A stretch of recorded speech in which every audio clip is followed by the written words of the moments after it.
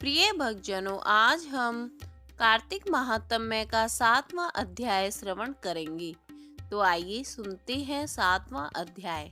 नारद जी ने कहा, हे राजन, कार्तिक मास में व्रत रखने वाले के नियमों को मैं संक्षेप में बतलाता हूँ, उसे आप सुनिए। व्रती को सब प्रकार के आमिष, मांस, उड़द, राई, खटाई तथा नशीली वस्तुओं का त्याग कर देना चाहिए। व्रती को दूसरे का अन्न ग्रहण नहीं करना चाहिए, किसी से द्वेष नहीं करना चाहिए और तीर्थ के अतिरिक्त अन्य कोई यात्रा नहीं करनी चाहिए। देवता, वेद, ब्राह्मण, गाय, व्रती, नारी, राजा तथा गुरुजनों की निंदा भी नहीं करनी चाहिए। व्रती को दाल, तिल, पकवान व दान किया हुआ भोजन ग्रहण नहीं करना चाहिए। किसी की चुगली या निंदा भी नहीं करनी चाहिए। किसी भी जीव का मांस नहीं छूना चाहिए। पान, कत्था, चूना, नींबू, मसूर, बासी तथा झूठे अन्न का भी प्रयोग नहीं करना चाहिए।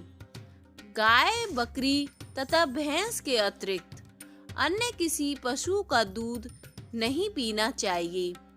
कांसे के पात्र में रखा हुआ पंचगव्य, बहुत छोटे घड़े का पानी तथा केवल अपने लिए ही पका हुआ अन्न प्रयोग करना चाहिए। कार्तिक माह का व्रत करने वाले मनुष्य को सदैव ब्रह्मचर्य का पालन करना चाहिए। उसे धरती पर सोना चाहिए और दिन के चौथे पहर में केवल एक बार पत्तल में भोजन करना चाहिए। व्रती कार्तिक माह में केवल नरक चतुर्दशी, जिसे छोटी दिवाली भी कहते हैं, उस दिन शरीर में तेल लगा सकते हैं। कार्तिक माह में व्रत करने वाले मनुष्य को सिंघाड़ा, प्याज, मट्ठा, गाजर, मूली, काशी फल, लौकी, तरबूज, इन वस्तुओं का प्रयोग बिल्कुल नहीं करना चाहिए। रजस वाला, चांडाल, पापी, मलेच्छ, पतित, व्रतहीन, ब्राह्मण द्रोही और नास्तिकों से बातचीत नहीं करनी चाहिए। भगवान विष्णु को प्रसन्न करने के लिए अपनी शक्ति के अनुसार चांद्रायण आदि का व्रत करना चाहिए और उपर्युक्त नियमों का पालन भी करना चाहिए। व्रती को प्रतिपदा को कुम्हेड़ा, द्वितीया को कटहल, तृतीया को तरुणी स्त्री, चतुर्थी को मूली, पंचमी को बेल, षष्ठी को तरबूज, सप्तमी को आंवला, अष्टमी को नारियल, नवमी को मूली, दसवीं को लौकी, एकादशी को परवल, द्वादशी को बेर, त्रयोदशी को मट्ठा और चतुर्दशी को गाजर तथा पूर्णिमा को साग का प्रयोग नहीं करना चाहिए। रविवार को आंवला का प्रयोग नहीं करना चाहिए।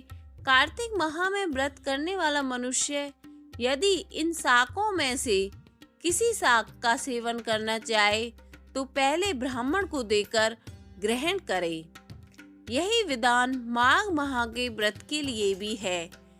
देव उत्थान एकादशी में पहले कही गई विधि के अनुसार नृत्य, जागरण, गायन, वादन आदि करना चाहिए। इसको विधि पूर्वक करने वाले मनुष्य को देखकर यमदूत ऐसे भाग जाते हैं जैसे सिंह की गर्जना से हाथी भाग जाते हैं। कार्तिक माह का व्रत सभी व्रतों में श्रेष्ठ है। इसके अतिरिक्त जितने भी व्रत यज्ञ हैं वह 1000 की संख्या में किए जाने पर भी इसकी तुलना नहीं कर सकते हैं, क्योंकि यज्ञ करने वाले मनुष्य को सीधा वैकुंठ की प्राप्ति होती है।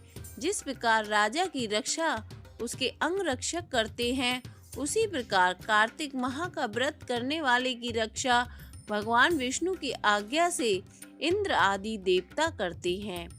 व्रती मनुष्य जहाँ कहीं भी रहता है वहीं पर उसकी पूजा होती है, उसका यश फैलता है।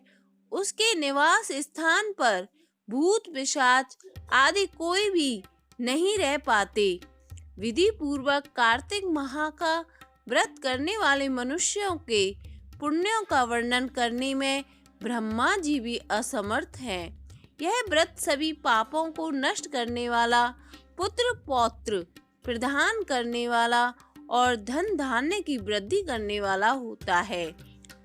7वां अध्याय संपन्न।